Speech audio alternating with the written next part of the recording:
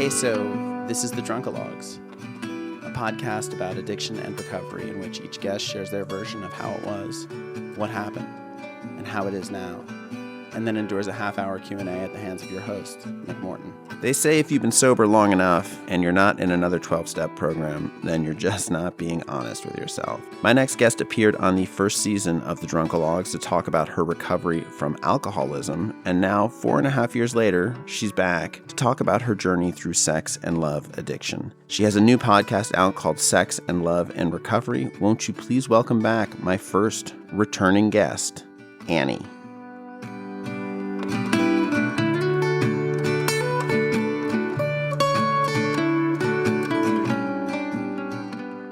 When we last spoke, you had been sober for how long, would you say? Let me think. So you've been sober for how long now? I'm coming up on 11. So I was around, let's say around six years sober. 6 years Because sober. I'm August, and so, just yeah. to refresh everybody, what was the sort of the thing that ultimately was like, yeah, I got to get sober?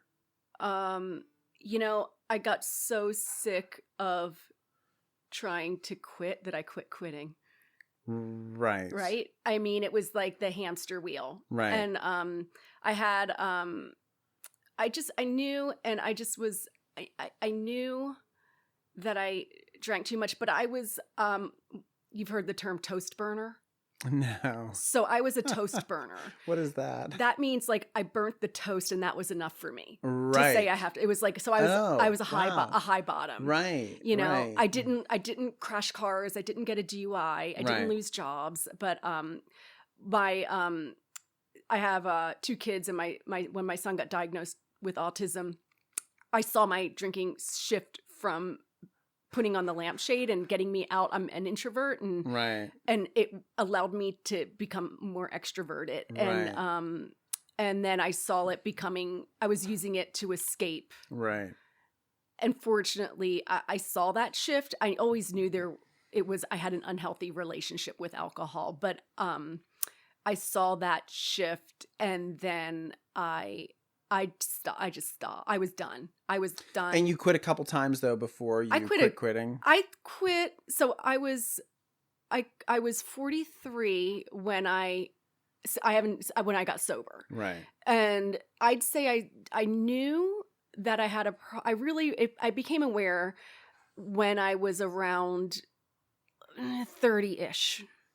So we're talking like easily 10 years that I did everything in like that part in the big book. It's like you switch from scotch to brandy and you go to sanitariums and you do like, I did the exercise. I started doing triathlons, and that's how I was trying to control my drinking by doing everything except not drinking. Right.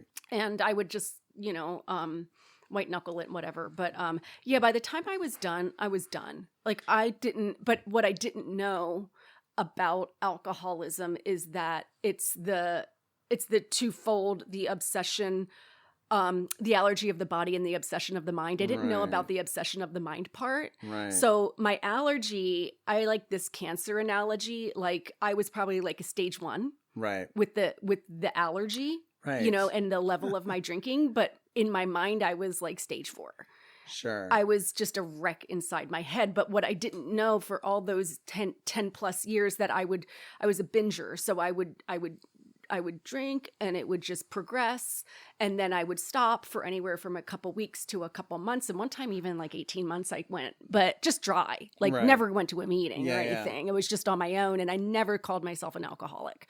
I would just do this thing where if I was out, I would say, oh, I'm just not drinking tonight. Sure. And I couldn't say, like, that was as far as I could go, and I was very uncomfortable about not drinking, and then I would start over again. So people, I'm like, who hasn't relapsed? I just haven't relapsed since I've been sober this time, and since I started going to meetings. And but how did you discover meetings as a solution?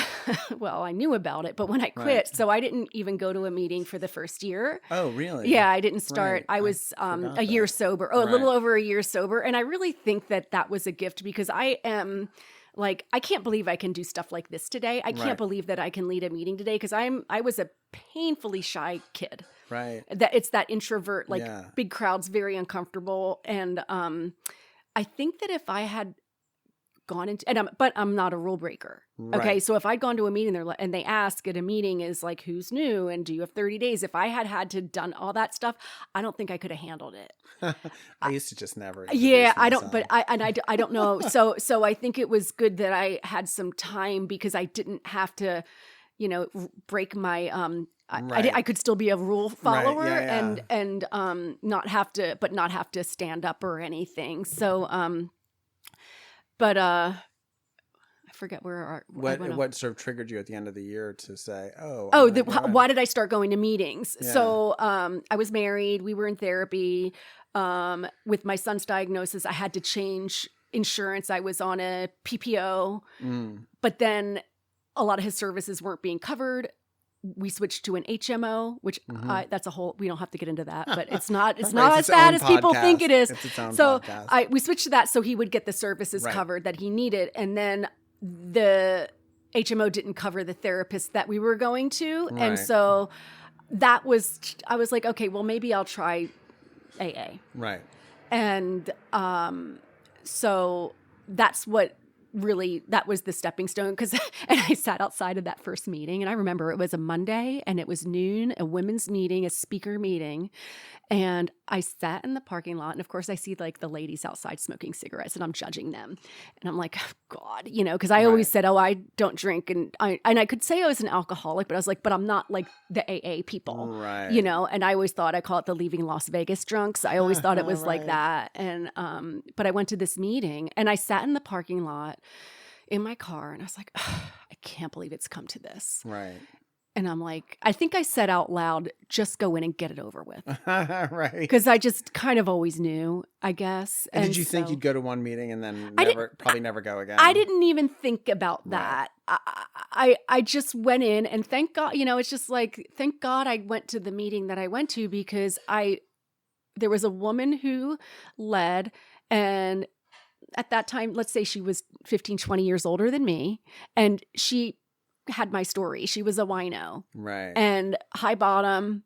And I heard about the obsession of the mind. Right. I didn't know anything about that.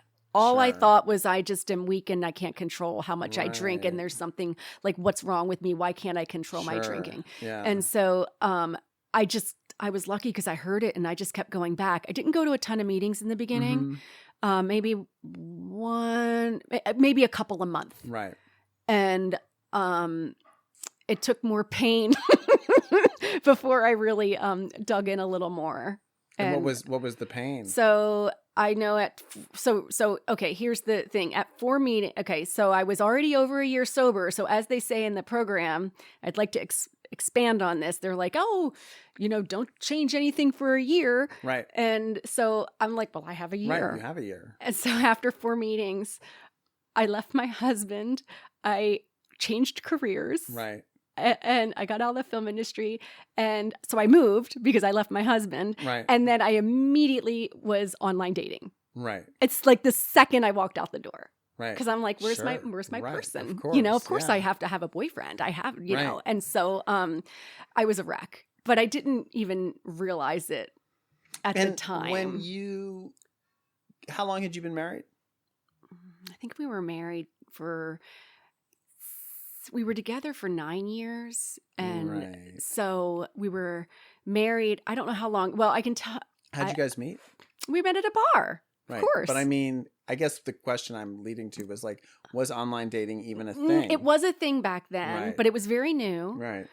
When we met, me and my ex-husband met, there was, because I think I did a little bit before I met him, but then I met him out. And, but back then it was kind of like, it made dating old-fashioned again in a way, because it was still so new. So people knew. It was kind of nice. I went out on a few dates with a few guys back then, and it was like they actually would like take you out and they wouldn't pick you up if they didn't know you yet, but it was just felt like there was more of a courting going on, and it's not like that now.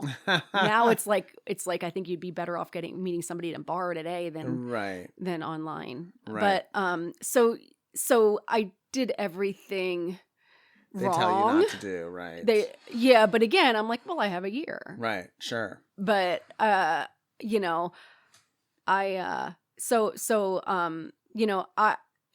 I never had a pink cloud. It's like when I got sober is when everything fell apart. I know for some people it's, they get sober and it starts to come together. But the underlying problem for me, and it's very much like chicken and egg, which came first, is that I realized, not at that point, but when I was here 4.5 years ago, I had just gotten out of a relationship. And then I found out a few months after I came in that whole relationship was based on lies that I didn't know. And it wrecked me. And then lies that he told you? Yeah, it was like I was being gaslighted the whole time. Wow. And I don't want to even talk about that, because I feel like I put power into that relationship. Right. When the truth is, it could have been probably just about any person, any guy with just a different face and a different name. Right. But it got me into SLA, which is Sex and Love Addicts Anonymous. Right. And so I learned about the love addiction. We're really here to talk That's what about. we're really here to talk about. But I will tell you, like, I know, like, there's absolutely no doubt that I'm a full-blown alcoholic. Sure. And I also know without a doubt I would not be able to have done all of the healing work that I've done in the last 4.5 years in SLA. Right. If I weren't sober. Now, sobriety is my number one. It's my keystone. But it's like you have to get your bachelor's degree before you go to your higher education. And when we spoke last time, had you started SLA meetings? No. Interesting. It started probably because it was like December. And he and I were still in communication. We weren't dating anymore, but we were still in communication. Maybe it was January, because it was right before Christmas is when he broke up with me. And then when I found out that, the whole relationship was built on lies, I felt so stupid. Sure.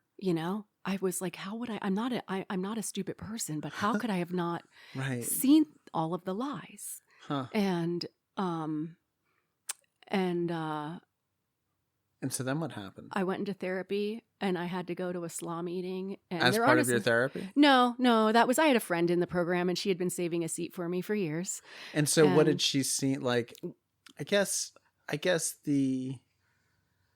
what is the idea behind SLA? So, it's very misunderstood. Yeah. And I even hate the words addiction connected to it, because it's like there's sex addiction, there's love addiction, there's relationship addiction. I think codependence is the overarching umbrella under all of those. Right. But I think it's a behavioral issue, and I think it's a trauma response from stuff from childhood.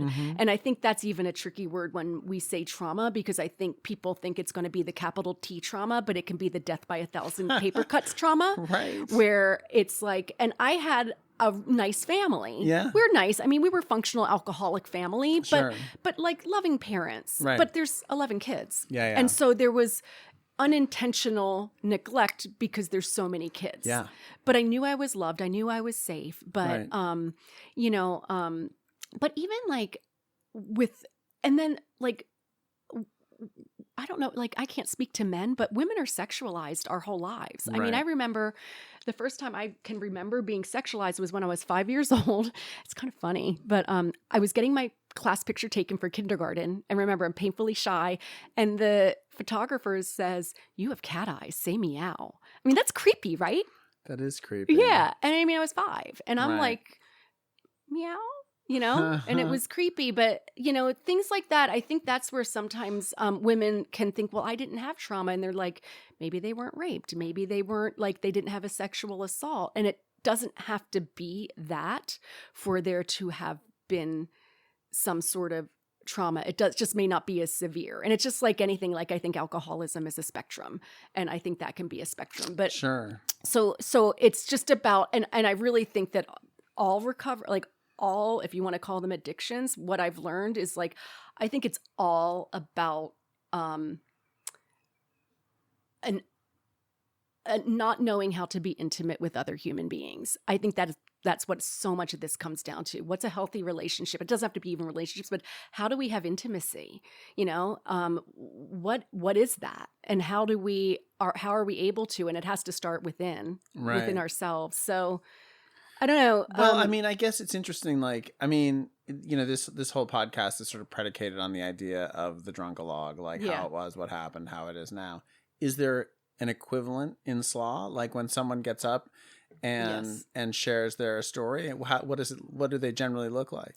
It's based on the 12 steps. But I understand that, but like the story, like if you were to speak at a SLA meeting, you'd obviously talk about your alcoholism, I assume. Yeah. And then you would talk about your marriage, and you would talk about how the minute you broke up with your husband, you were back on dating apps. Yeah. And then is it a progressive, does it sort of take that same language of a progressive disease? It can, but it's also, it's interesting because it's different. And this thing that can be trickier with it is that, so sobriety with drugs and alcohol is very clear. Yeah. You don't drink, you're sober. Yeah. You don't do drugs, you're sober. Right. So in SLA, it's self-defined. Right. Because one person, they might have an issue with porn. Right. So for them, their sobriety is not looking at porn. Right. But for somebody else, like for me, I had to stop. Most of us, it's recommended that we stop dating completely. Right. But like I got off of social media. I haven't been on social media in like 4.5 years. Oh, interesting. And because what I do is I'm that person who will go onto Instagram or Facebook and start Google searching everybody. It doesn't even have to be past partners. It can be like comparing myself to other women. Oh, they're, the people who are posting that they have this amazing life. And then that will make me feel bad about myself. And so today what I do is anything I can do to make me feel better about myself is what I do. So I know that's how I would use social media. It was unhealthy for me in the way that I did it. And so I had to get off of there. Right. And I don't miss it now. Right. Interesting. Sometimes I'm like, I know that it's such a useful tool for businesses networking and all of that. But I had to make a choice of, your own sanity. My own sanity and like my own soul. It's like I think a lot of people struggle with that. I know. Question. Yeah. And so it's a little bit like a share at a meeting. It can be different because there are different topic-based meetings. Like it could be if it's a basic, like you're saying, where it's what it was like, what happened, and what it's like now. Sure, there's that. Right. But it could also be like I'll go to a meeting about like trauma. And we'll just talk. So it might be more topic specific, right? Where we talk about, and that's kind of nice,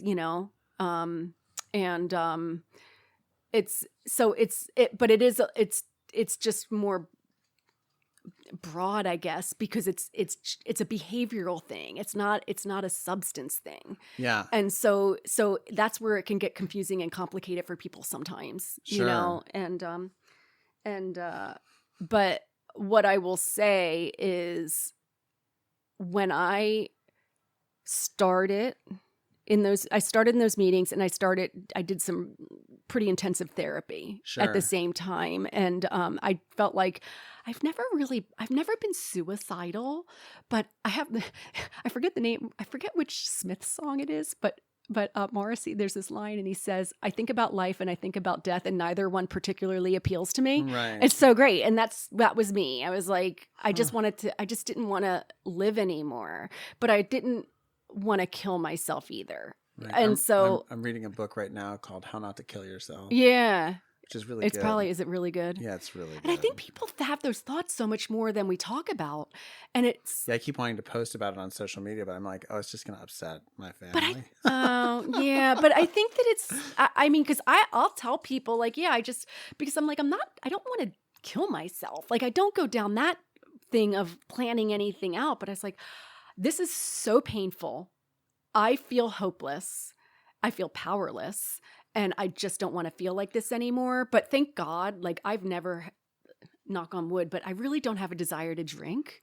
Right. Through all of the painful life is going to happen and we're going to have painful times. And that's something I've learned since being sober. And I knew I was like, my choices are to die or to go through this pain and grow. And I was like, okay, let's deal with this pain. And so I did the therapy. I started going to the meetings, and it was. Did you get a sponsor? I didn't get a sponsor right away. Right. It's harder in that. It's not as big of a program, so you don't have sponsors coming out of the woodwork. Right. I went to a mixed meeting. There weren't that many women. Everyone was pretty new. Right. So the first year, I still kind of acted out. I wasn't super serious. So that was the first year, and there weren't women's meetings real close to me. I was going to a mixed meeting, which was really hard in the beginning because I was like, I told the guys, I was like, I am just like, I do not trust men. Right. So, but I had no other meeting I could go to. It was the only one near me. Right. And, but I got to know the men and they're great, Right. but it took me a while to feel safe with them. Sure. But, just a couple women, some men. And then when COVID happened and everything went to Zoom, I was able to I found women's meetings, and it was a game changer because I've heard so much more about the love addiction. Right. And that's when I was like, oh my God. And then I found a sponsor and I diligently worked the steps. And how do the steps differ from the... It's more sex focused. Right. But even when I did my AA steps, it was all my inventory was sex. Right. Sex and love inventory. It was all dudes. Right. And so I thoroughly did the steps with the sponsor. And then it's like, it's like AA, Carl Jung was a big, they consulted with him a lot. And I had a Jungian therapist. And so I've got really did a lot of shadow work. And getting I really had to. Shadow work is what? So shadow work is, we all have a shadow side, according to Jung. Right. And it's that those parts of us that we may not like as much, and we try to hide it, but they're a part of us. So when we don't address and accept our shadow side, I think that for me, that was a lot of my alcoholism, because I grew up in this Catholic home. Catholicism, sex is not even talked about, and there's just so much repression. And I realized I'm a sexual person, sure, but then there's the shame attached to it. And so I didn't know how to, for me, it's all about the intimacy. I didn't know how to have healthy intimacy with a man. And so it's I call the love addiction and the sex addiction, I call it's like a yin yang or quid pro quo. So let's just say the guy's a sex addict and then I'm a love addict. So the guy, he'll quote, give me his love because he wants the sex, and I'll give him the sex because I want his love. Right. Wow, so that's why we attract one another. Sure. And then, but it's unhealthy. It's not a healthy, way to get together, but that was pretty much my pattern. And so to backtrack a little bit, when you I assume you've looked at your marriage through the lens of slaw. Yeah. And what do you see there? Complete no emotional. I mean, my ex is we just didn't have. We were drinking buddies, and he's a really nice, easygoing guy, but we didn't have any emotional. There was no emotion, and there was no emotional support. Sexual chemistry. I guess. I mean, at first. At first, but then, Sure. that didn't stick around because we didn't have that intimacy. Right. We didn't have that intimacy, and it's not his fault. I didn't have it. Sure. I didn't know how to give it. Right. And that's what I've learned through all of this is and so for me, an example of what intimacy is for me today. Yeah. Okay, I'll give you an example. I was dating a guy over the summer. Right. Really nice guy. We got along great, but then after a few months I realized he drank way more than I was comfortable with. Sure. And so for me, I had an intimate conversation with him. I didn't blame him. I didn't try to change him. I just told him, I was like, this isn't going to work for me. Right. I can't be with somebody who gets blackout drunk. Yeah. It's you did it once and I'm triggered now. Right. But I didn't And the reason I think that that's intimacy for me and vulnerability is because I knew by saying that and making it clear what was going to work for me that he probably was going to go away, and I really liked him. Right. But I held to what I needed from another person rather than the codependent thing where you're going to blame and yell and scream and ask them to change. I didn't do any of that. So we parted ways, and it was really nice and really loving. That's amazing. And I was like, who is this person? I swear to God, I was like, my AA sponsor is amazing. And I was like, she was so proud of, I was so proud of me. And it was so healthy. When you broke up with your husband. Yeah. And you go on dating apps, what did your life look like during that period? Like, it was like, where's my boyfriend? Where's my boyfriend? I desperately needed to have a partner.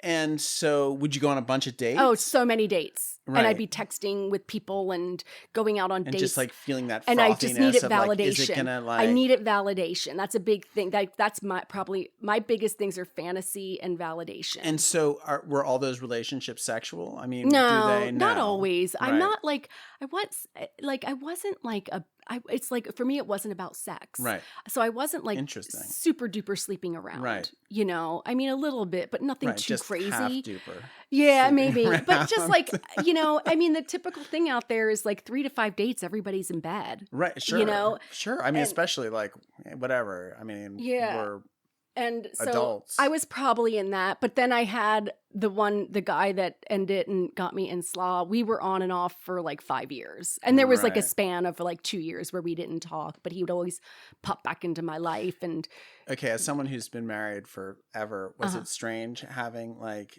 sex with new people, or no, it was super fun. Super fun. I mean, and I was go lucky. Back to just like you just pick up right where you left off. You're like, oh right, I know how to do this. I've always the thing that I've always been very athletic and very fit and very comfortable with my body, and that was that wasn't an issue for me at all. And I think that for a lot of men and women, that can be something that's really a challenge, especially as you get older. And I don't have your body's all that. Yeah, I work at it, but I've body dysmorphia, so I still will everybody look at myself does, right? And think, oh my God, I'm like whatever. But no, it was super fun. Like I was getting high on it. You know, you get high on these like guys like you're beautiful and you're this, and you get these young guys, which I would never liked young guys. That wasn't my thing. Right. But I just was I was still not completely clear because I was still when I first split up with my ex-husband, I didn't know anything about this love addiction. I mean, it's still so like, you know, there's still a lot of shame around it. And I was really, the reason I'm here is because I'm like, I've healed so much. Right. I talk to so many women, and I'm so passionate about helping people because I see them suffering and they don't know. Yeah. And if you don't talk about it, then how is anybody going to even know? I mean, and it's like alcoholism 30 years ago. I think that this sex and love stuff is like where AA was 30, 40 years Whereas ago. There's like this stigma. There's not shame. as much of a stigma. Like sobriety is celebrated so much more now. Yeah, I think. Even like whatever. I mean, and it's no big deal. The war stories. I mean, we were watching John Mulaney's stand up last night. Oh my God, it was so funny. And just the complete lack of shame about his cocaine and everything it's just different. I know. It's certainly not, not that. I mean, it would be amazing, I think, if, something as, human as love and sex could be talked about with the same. I think we're getting there. But there's still a ways to go. I mean, I still have shame just sitting here right now. Sure. Yeah, and I still I don't want to have a filter. Right. And I'm hopefully going to get through this and not filter myself. So, you have this like disastrous relationship, and you have a friend who's like, yeah, you should check out a slaw meeting. You go, you eventually find a sponsor, and then how do you end up defining your own sobriety in that world? With the help of a sponsor, they have, all the literature. So it's, so first off, I want to tell you, when I went to that first meeting, I was like, okay. And I think I even shared it in the meeting. I was like, this is the bottom of the barrel. Right. I have ended up in a meeting of I thought AA was bad, but it's wow, not there's even a whole close. lower level. Not even close. It's like, I really can't believe it's come to this. Right. But okay, the most beautiful thing is that today we're talking and I'm laughing. Right. Then I was just mortified. I was like inconsolable. Right. And that's the beauty of these programs. Sure. The day I walked into for the first 2 years of sobriety, I cried every single day. And remember, I don't know for you, but I went into a meeting and you're like, my name's Annie and I'm an alcoholic. And now I laugh when I say it. That's the gift. Yeah. No, I mean, it's funny. I just celebrated 12 years, and I was like, in my, I mentioned it to my wife and various people. I'm like, yeah, it's 12 years. It's like, it's the first time I feel like it's not a big deal. Like it's just another year, and like this is not that the sober guy is who I am, but like the guy that I have become in sobriety is really much more who I am than the lunatic drunk I was, though I still obviously have a lot of things to work on. But and I got up, whatever, I was like, yeah, I'll take a cake, whatever, and I got up to just like say thanks to the room or whatever, share some bit of wisdom, and wept like a baby. Aww, and I was like, wow, it's just not what I saw coming. You know what? It's a big deal.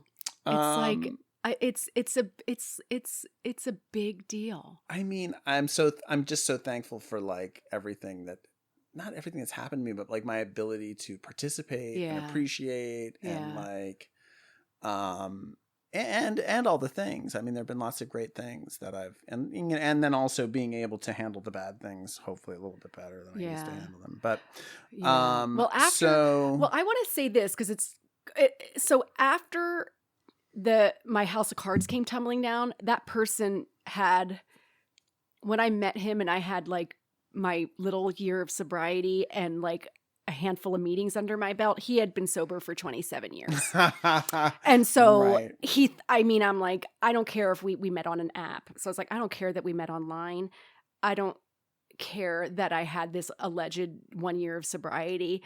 I was 13th stepped by this person. Yeah. And I was so vulnerable. Explain that to people. So I'm going to explain. So there's the 12 steps, and then the 13th step is this inside thing in AA where they say a newcomer gets hit on by somebody, an old timer who has time, and it happens all the time. In my experience, it's laughed about. Right. In my experience, and it's not fucking funny. Yeah, sure. No, it's not funny. People are dying. Gross, yeah. And it's not okay. And the bro code came before the fact that he was doing what he was doing. Right. And I think his friends all knew it. I don't know. I mean, he was a pretty good liar, so he could have been lying to them as well about a lot of stuff. But I was mortified. I was humiliated when the house of cards came tumbling down. Because I'm sure that it's like, I don't give a shit anymore what people think about me. Thank God, that's another gift. But back then I was like, oh my God, like they're going to think that I, was, a homewrecker. He was still, I thought he was divorcing, and he lied to me about that. And then the wife called me. So, oh God. Yeah, it was pretty devastating. She was devastated too. Yeah, sure. But I told her, I was like, I have nothing to hide. So we had a long talk. Right. And it was, that was hard. Yeah, but it's so crazy because at the time my AA sponsor, I'm like, I just don't want to have any emotion about this. I don't want to be angry. I don't want to be sad. I just want to have neutrality. And she's like, it's going to come. And I was like, I didn't believe her. Right. And it came. Yeah. It came. It took about 3.5 years. Wow. But it came. Wow, that's amazing. Yeah. And I was like, this is amazing. Yeah. But it came with it. I had to walk through it. Right. I had to look at myself. I had to, I've gone through so many, just iterations of myself. And it's really about me learning who I am sexually. Right. So in SLA, we talk like, and it's also like we have what's called anorexia. I really think the whole program could be called Anorexia Anonymous. Right.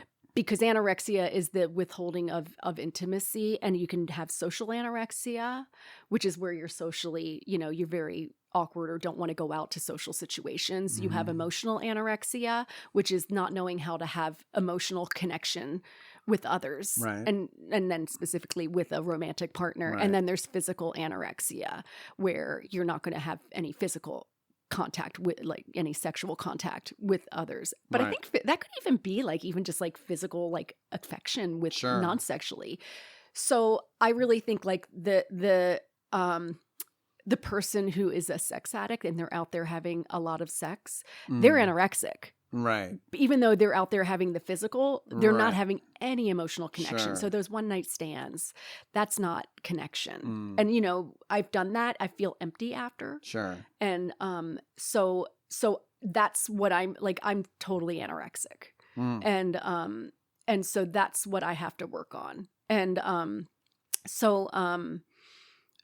I always lose my train of thought. No, it's I had interrupted you. I was just sort of you had started talking about like that first meeting and what a loser you felt like, and I was trying to get an idea of how you defined your sobriety. Oh, okay. So I started, and so what I started with when I got, let's just cut to when I got my sponsor. Sure. Because I was goofing off for the first year. And it's not unusual in that program because it's so hard. Like, how do you learn to not have like date? Yeah, it's really hard when that's been your whole life. Like for me, it's like they said that it's like withdrawing from heroin when you withdraw from a person. Right. It's really hard. So I had to learn how, and I'm giving up all of that validation. I'm like, please just tell me I'm pretty. Right. Because I'm like, it's like, and now who I'm else is going to tell me? Yeah, anybody, any guy, I don't care. Just tell me I'm pretty. Yeah. And now I'm going to feel good. So that validation is huge for me. So what did I have to do? I had to stop dating.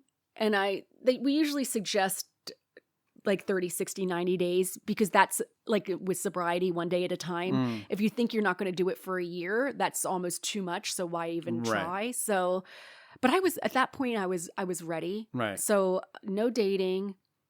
That meant no dating apps. Right. That meant no. And then what was really important for me, because I'm active. And so I'd have these guys who are like, let's go on a bike ride. And I was like, oh, okay. And it's like, but we're just friends. Yeah, so my sponsor's like, how about if we add nothing that resembles a date? Right. And that was great.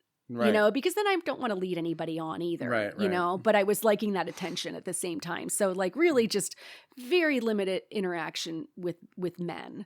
And I got so comfortable with that I went, after that relationship ended, the bad one, I didn't date for 3 or 3.5 years. Wow. It was a long time, and it was almost, I think, maybe too long, but it is what it is. Yeah. But I learned to be comfortable in my own skin. And I really did, like, going back to that shadow work, I was looking at my own sexuality. And so my big thing after having that experience with that person is like, my big bottom line is no lying, complete honesty, no lies by omission.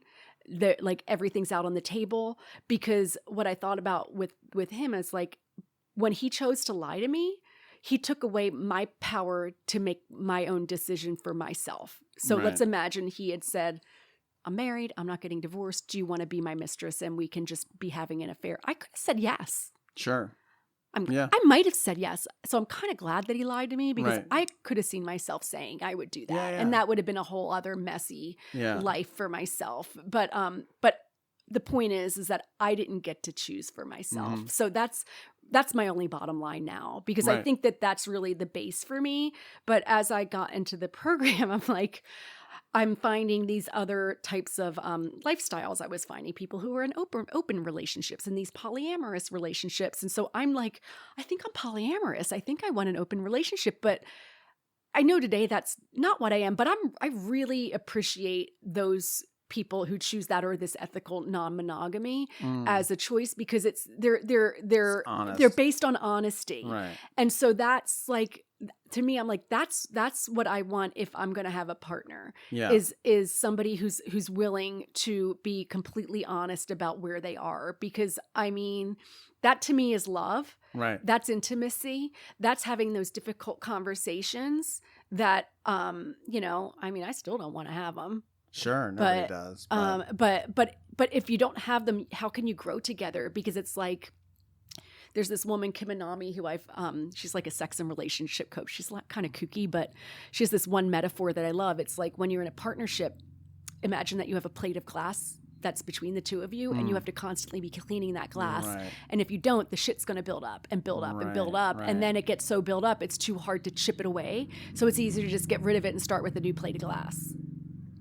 So, yeah. Can you get rid of it and start with a new plate of course, glass? With somebody else. Oh, I get you what find you're a saying. new person. Right. Yeah. So, but you're going to just repeat the same thing, with somebody else. Yeah. If you don't get down to the root of who you are. And that's really what it's been for me, a journey of learning who I am and also understanding, like, and this is, all recovery is, like, I don't know about you. I thought that, like, first off, I thought that you get, like, sober and then everybody's perfect. Like, everybody's nice and good. And I certainly learned that there's a lot of unhealthy people and really sick people, but there's amazing people, But I thought, like, all my problems are going to go away. I did think all my problems And I really thought that. And that was so naive. But what I know today, which is, I think, kind of better, is like, no, life still happens and things happen. Like, we're in the middle of a strike. I haven't worked in almost 5 months. Right. And I am, like, financially, it's a wreck. Right. But I'm like, I'm going to be okay. And I have my days. I had a huge meltdown last week. Yeah. But I'm like, I don't understand what is going on with me because I am not having meltdowns. I just know that everything's going to be okay. And that's sobriety. And sobriety can be for all of it. Yeah. I mean, how recovery. does, I'm curious how a higher power comes into play in slaw. It's pretty much the Similar, same. And right. well, I'm glad you talked about that because it's interesting. Like, the more I feel like really comfortable with my, I feel like I have a pretty good, strong recovery right now. That could go away tomorrow, but today I feel great. Right. And I feel really good. And, but as I've become like more, I feel more comfortable and strong in my sobriety, the less it's about God and the more it is just spirit. Yeah, sure. I'm completely all about spirit, and it's like, it's just so, it's like, I don't believe in God. Right. And that's something that I think is hard for people who are, they'll be like, oh, AA and all that God shit. And I'm like, it's so not. If you really, it doesn't have to be. I know people who are atheist. And, but for me, it's all about, like, I'm all about creation, energy. Right. And I ocean swim. So the ocean is a huge metaphor, like for higher power. If you really are struggling, just go jump in the ocean. I think I said that the last time we were here because I say it all the time because it's like, that's a power great, like literally a power great. Sure. I mean, that's to me, I just look at sort of, I mean, I don't really think of it quite in these terms anymore, but I used to just, I put my faith in chaos because the chaos is so much bigger than me. And like, how could I possibly control everything? So why am I going to bother? And then I've been in this sort of attempt to believe that the chaos is benevolent. And I have this deep skepticism that I can ever get there, but then I'm somehow getting there where I'm like, oh, the chaos will ultimately take care of me. Mm-hmm. I have a friend, just like a friend who I swim with, and he's great, and I was one day, I was like, asking him, I was like, I'm just like, some guy didn't call me back, and blah, blah, blah, blah. What do you think? And he goes, you're a speck of carbon on a rock spinning around in the universe. Right. I was like, oh my God, thank you so much. I feel so much better. And it's true. It's like, that's why I'm like, I think about like, the planet and the solar system. And I'm like, we're just such a little speck in this big thing. And I literally have no control. Yeah, totally. And so, but I do work really, really hard to have a daily meditation practice. Right. I do a lot of things that are meditative. Mm-hmm. Nature is very meditative for me.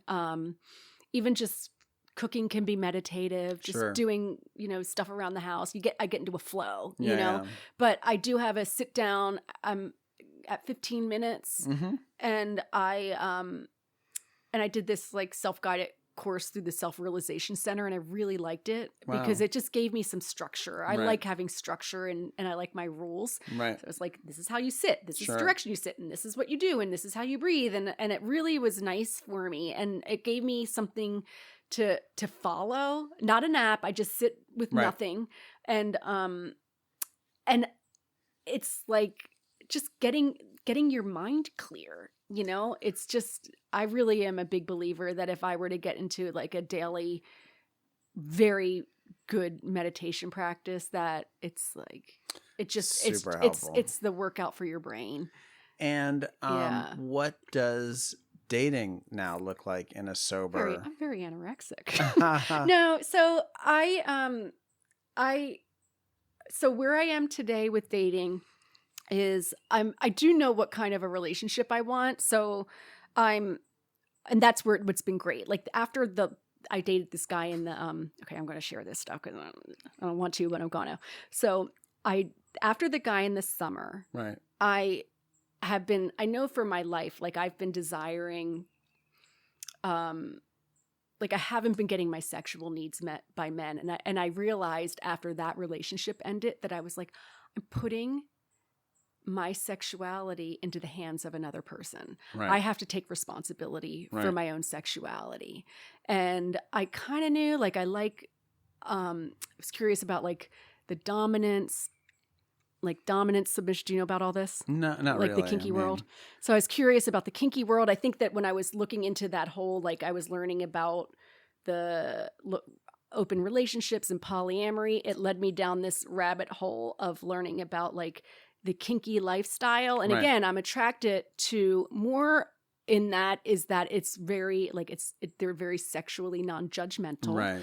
And the honesty. Sure. Like people are like, and that's the shadow work. I think so much of shadow work for people is like we have in our society, it's like all these hangups about sex and sexuality and what turns people on. And I'm like, if two people are like adults consenting and they have clear communication, then it's like, go at it. Right. And so that's what I've learned. I'm really attracted to having that dynamic with a partner where it would be like, but I want one person. Like, so where I am right now is I'm not dating, but I'm not on any apps only because I just have a lot going on in my own life right now with not working. I'm trying to figure out like maybe some alternate career stuff. And then I have some stuff going on with my kids and I'm like, I just don't feel emotionally like I'm there. But if I met somebody organically, I wouldn't say I'm not dating. Does that make sense? So I'm open, but I'm not actively pursuing anything. Right. And so I sometimes struggle like,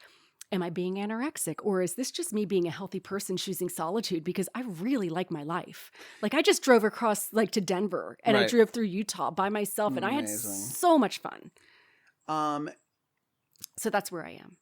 And so I guess I'm curious. I mean, I got a lot of questions, not that many questions. I'm not going to torture you. I might torture you a little bit. That's okay. But I mean, well, I think curious, I mean, I'm curious, like, just like, in a sort of radically honest relationship, how do you evaluate the other person's honesty? Well, so the little bit I've done, so after that summer relationship, I started to do I was online dating and I, again, got on there a little quicker than I probably should have taken a little time after that relationship ended, but that's not something that it took me about 4 months to stop. And then I did we call it withdrawal. Right. So after he and I split up, I was back on the dating apps pretty quickly and I was on them for about 4 months or so. And then I was like, I can't take this anymore. Right. But during that time I was meeting more men.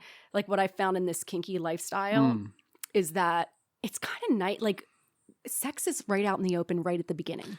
Right. And we talk about what we would want or desire sexually right in the beginning. And we talk about, no, it's a big thing. Like we talk about like STDs in the beginning.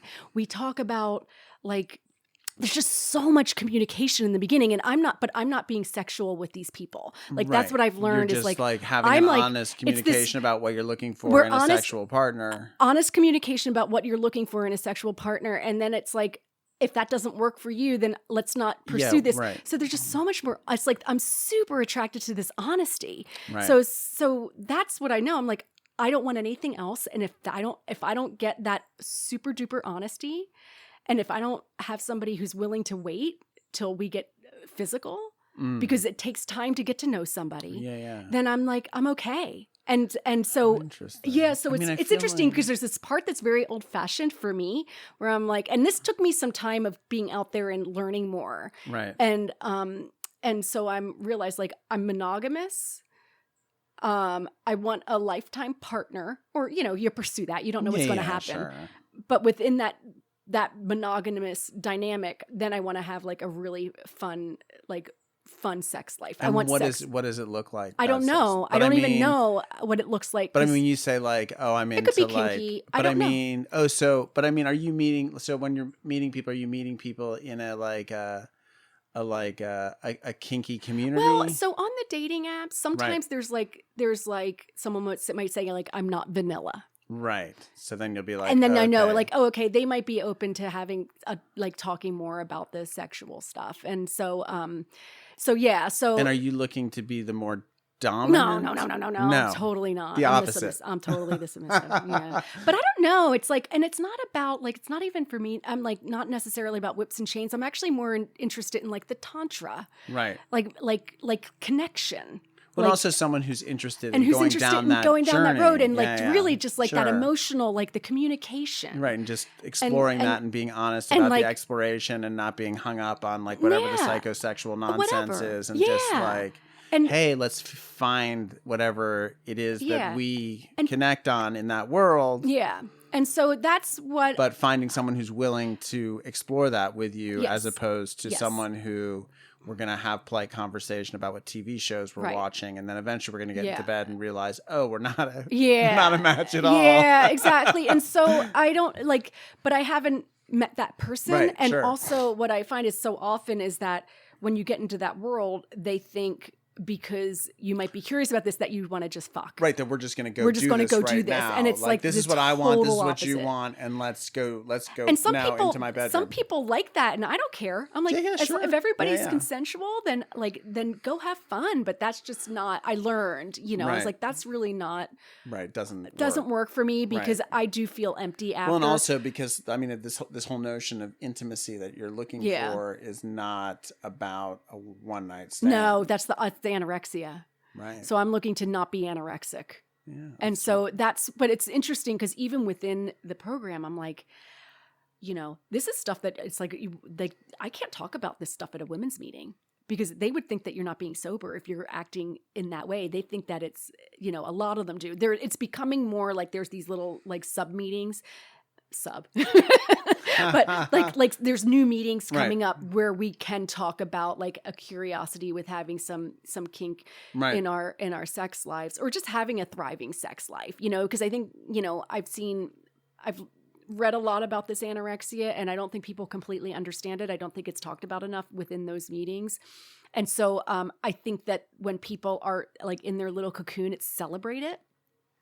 Because they're like, good, you're not out there like chasing guys and acting out, but it's like you're acting in. Right, you're not getting looking outside yourself for validation. But like at some point, you've got to bring yourself into the world. You're starving yourself. Like, you're starving yourself. I mean, I do find like that's so much of just the challenge of being alive in the world. As you say that like you like everyone's crazy, and then how like I struggle a lot with this in therapy is like how do I not act crazy? Mm-hmm. And well, I love crazy.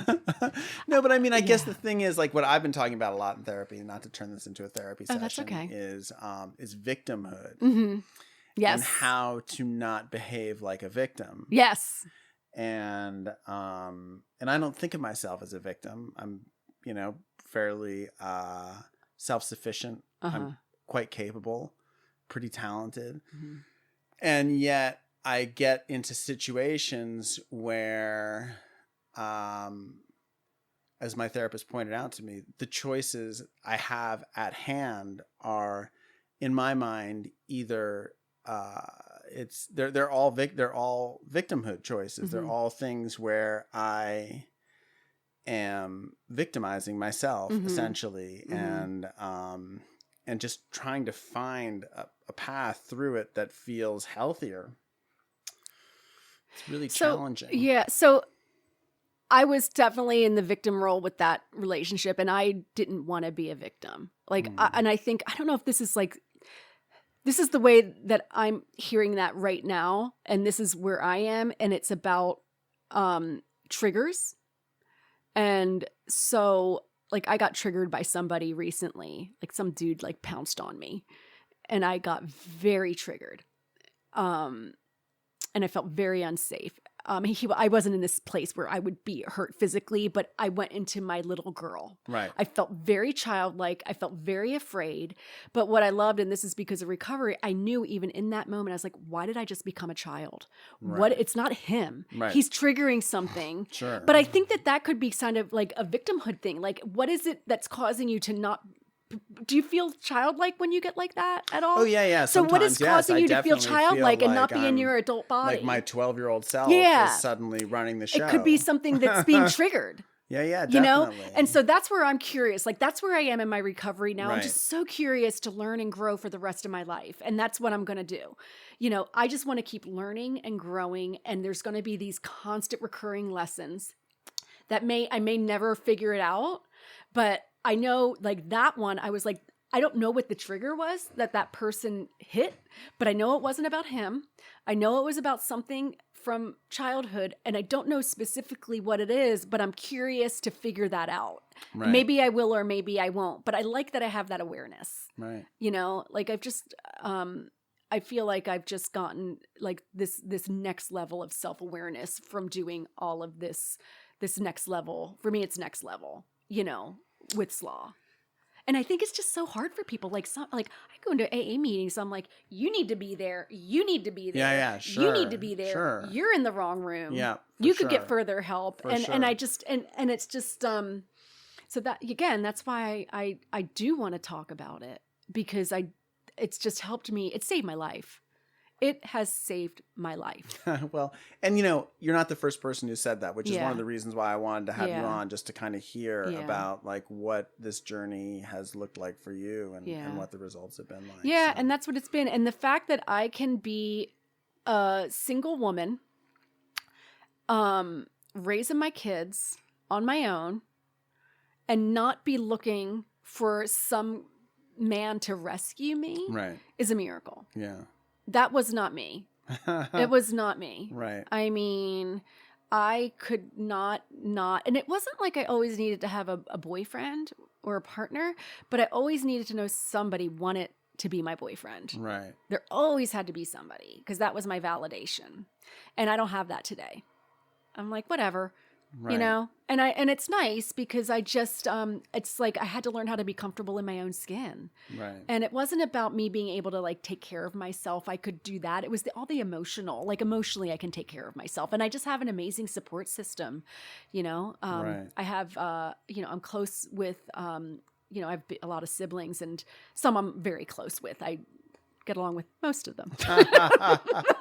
But and I have amazing support with my friends, and I did get, when that relationship ended, I had a big resentment against AA, because he was in it with the 13th step, and I'm like, fuck this program, fuck these people, this is a bunch of bullshit, and so but what was so great is that I started kind of at the same time I had to stop going to the meetings that I was going to. So I kind of lost my community. That was really hard. But then I found my swim community. Right. I got back into open water swimming. And so then they're all, just normies, but they're athletes. And I'm really an athlete at my core. Sure. And I just have so much fun. And we go swim. And then we just, sometimes we'll go hike. And then they'll be like, let's go to Catalina today, you guys. And we'll go on a day trip to Catalina. You don't swim there. Oh, yes, we do. Swim all the way to Catalina? Oh, no, but my friends have. My friends have done that. That's amazing. 20 miles. Wow. It's a big, popular channel swim. I'm not like that. Right. But I did Alcatraz last year. No I swam way. Alcatraz. Oh, wow. How cool. Yeah, so that was mine. But that's, for them, a mile. It's 1.2, I think. Or no, it's a mile and a half. You swim from Alcatraz Island to the shore. Right. To, wow. and I swam that. No wetsuit. That's what So that, but that's, there's some like really like hardcore, and that's me. Like I love, like I said to a couple girlfriends when I got back into my swim, I was like, I'm all about like, what are my fears? I want to face my fears. Right. So I had some fears about the open water. And I wanted to overcome them. And so I did it, and I did it safely, and I did it with a really fun community. And so now today I can swim in just about any conditions. Big surf is still like a little daunting, but I said to my friends, I said, like we go out there and we can swim, and there's like chop, and there's, sharks and whatever else. I was like, and I like have overcome that fear. I was like, why can't I do that when someone calls me a bitch? Like, why does that scare me? Right. When somebody doesn't like me. Right. I mean, it's ridiculous when you think about it like that. It is. Right? It's crazy. And I'm like, it's ridiculous. I've gotten better, but it's still a bit of a struggle, that people pleasing that I have. Well, look, I'll tell you this much. You seem great. Yeah. You really seem thanks. great. You seemed great 4.5 years ago, but you seem even better now. It's another level. So. It's another level. And I'm like, I love it. I think, I started the podcast. Right. Oh, right. What's the podcast called? It's called Sex and Love and Recovery. Sex and Love It's and Recovery. very new. Right. I have major imposter syndrome because I don't know what I'm doing. I'm like trying to figure out the technical things, and it's like how to talk. So, but I wanted to commit myself to a certain number of episodes before I do what I like to do, which is just scrap the whole thing. Like, I don't know how you've done this. It's like, now that I do it, I'm like so impressed that you've done this for as long as you've done it. Cause it is, it's a lot of work. It's a lot of work. But I love it. I already love it. There's so much I want to talk about. It's really fun. Like I have a gazillion topics that I just am jotting things down. And, and I want to, I just want to keep talking to other fellows about it. So, I am really excited about the podcast and just spreading the word and reducing the stigma and the shame. Yeah. And just talking about this stuff more openly, because I mean, like, literally people are dying. Yeah. It's like we die from alcoholism, but they're dying out there, and they don't know. Like, so many people don't even know that this thing exists. And cool. And I have become very passionate about helping other women. I mean, I stick with women, but I help anybody. Like anybody, if a man came to me and it wasn't appropriate, I would find somebody for that person to connect with, because it's just it's amazing what I've learned, and it's like it's brought my recovery to the next level. It's like brought my sobriety to the next level.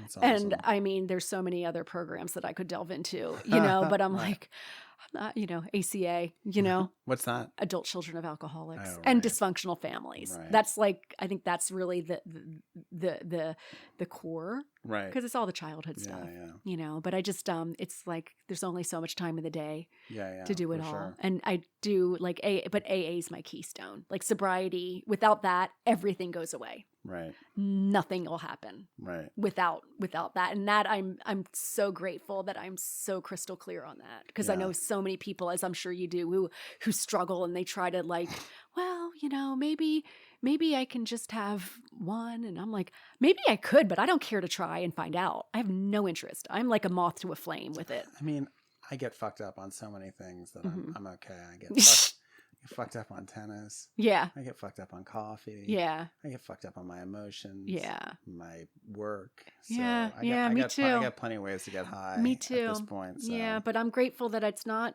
with alcohol, and right now it's not with men. And I mean, but it's like, what I'm grateful for is that it's not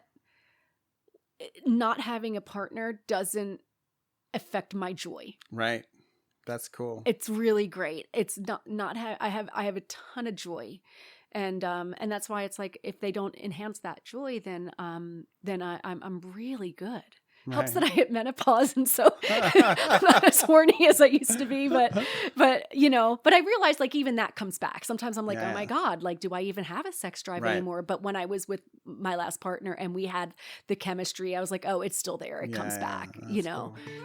So well, thanks for coming in. It was awesome. Thank you. All right. Okay. Cool.